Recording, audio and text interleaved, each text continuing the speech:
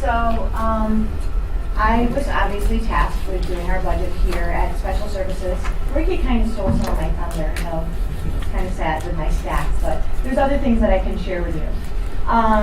So we're going to look at the comparison from year to year. You'll see some serious increases, but my next slide will kind of discuss that. But the first 3 or 4 lines are really contractually based, so there's not a lot of control that we have over that. That is contract. I'm going to try to explain the teacher salaries, how it went to. Go ahead. Yep. So a year ago when we were here projecting the pupil personnel budget, you see that second line. I'll just use the FTE 50.65. That included all of the folks that come under the PPS budget. You'll notice that for 18-19, that number has moved to 52.65. A year ago, we did not anticipate hiring 2 additional teachers. As you'll recall, over the summer, we had 2 splits, and both of those splits happened to be ICT classrooms at BV and Frank G. So we're catching up. That big number increase, that 8.5% increase, is not reflective of people getting an 8.5% raise. It's 2 salaries that weren't recognized a year ago today, but we had to increase the budget and then carry that going forward.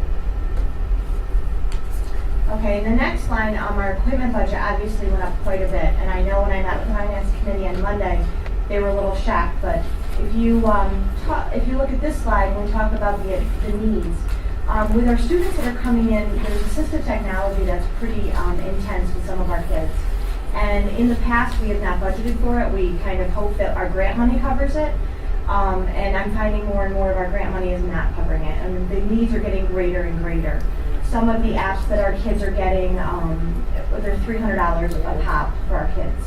And it's an app that can only be used per child. It cannot be used as a district site.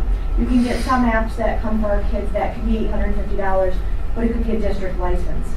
We have a speech app called ProLoco. It's about $300 for each student that needs it. There are cheaper apps out there, but depending on what the child needs specifically, it really does impact that budget.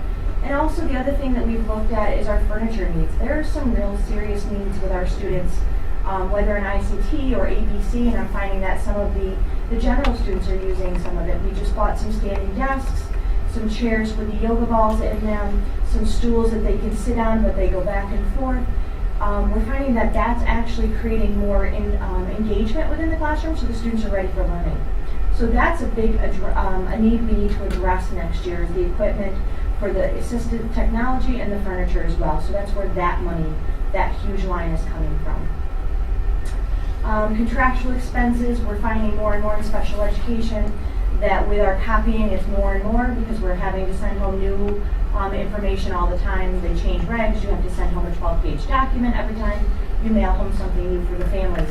So that's where that increase is coming from. That's kind of one we can't control because it is a state regulation.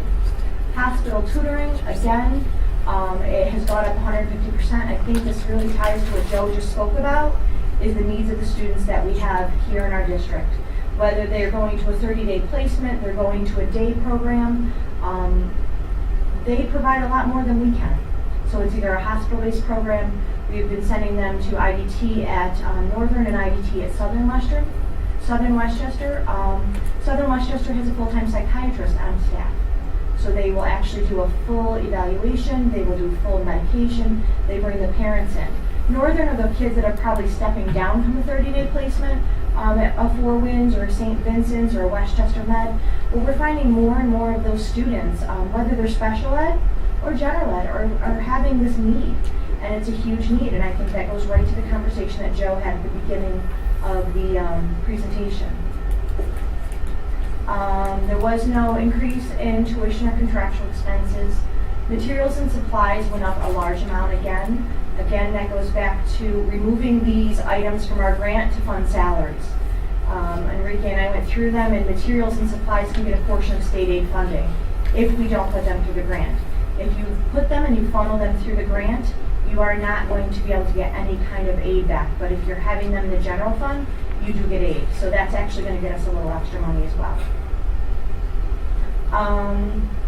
As far as our tuition to other public schools, there's no increase there. We've actually dropped a little from our private schools, services from BOCES. We have an additional 2 students going to BOCES this year into next year. A couple graduations. We're slowly bringing kids back, which will probably be another year before we have the program solid, before we can bring students back. As I'm doing out-of-district placements and reviews, I'm seeing a couple kids that are probably going to be ready to come back next year. So that'll be a good portion of savings for us. Related services from BOCES again went up. And services from BOCES just because these are services above and beyond students' IEPs that are in a BOCES program. So it's OT, PT, speech. It could be a psychiatric eval. It could be a bilingual eval, something we don't do here. And their prices go up, but that means our prices go up. Do you have any questions about that?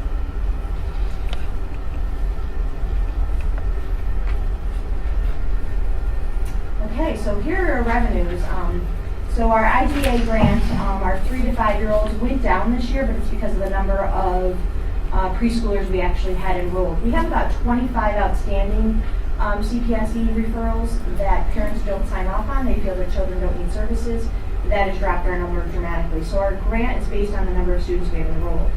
Our 5 to 21 year old, we had 580,000.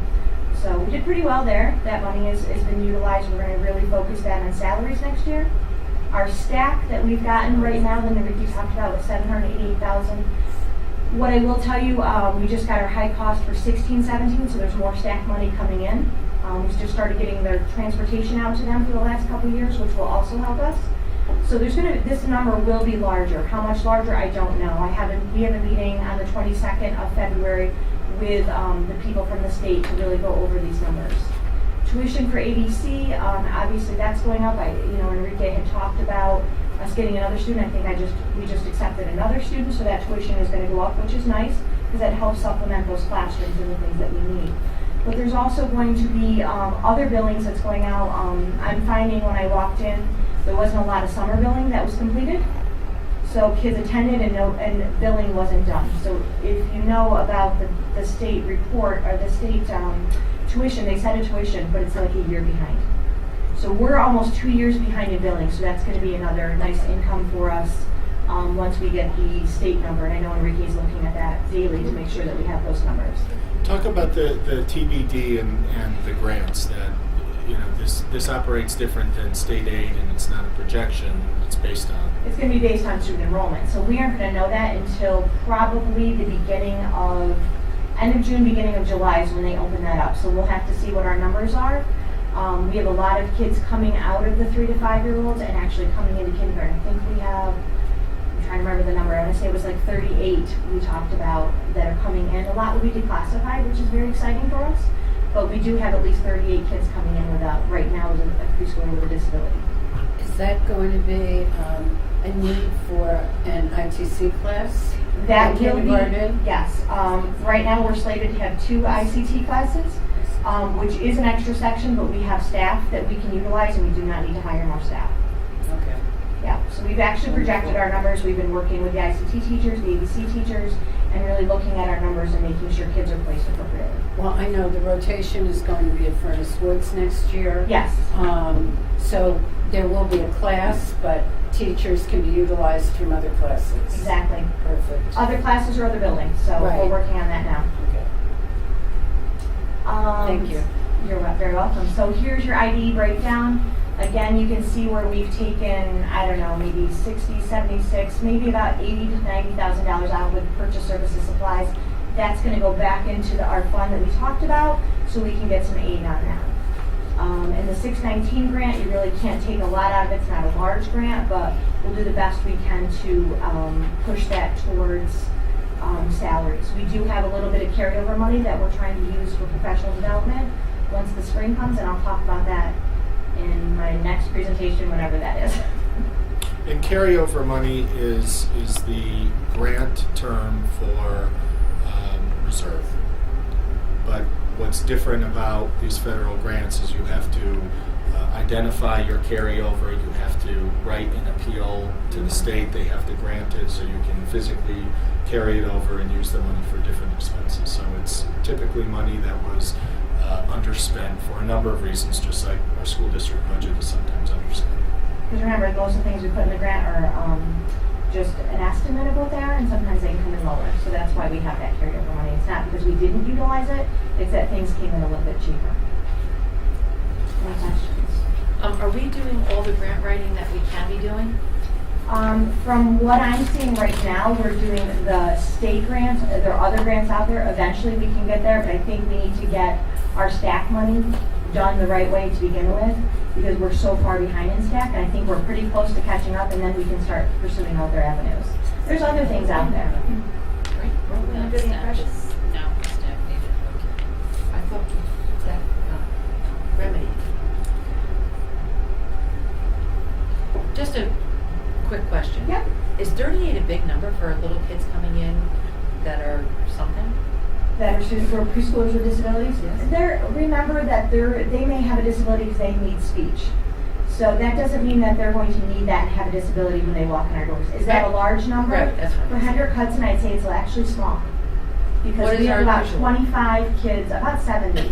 We have about 25 kids that have not had signatures from parents. We've sent out consents. There's an idea that there may be a disability, but those parents are saying we don't want services. So we'll screen them when they hit kindergarten, see if they do need the services, and we might be able to do building level services before we go to classification.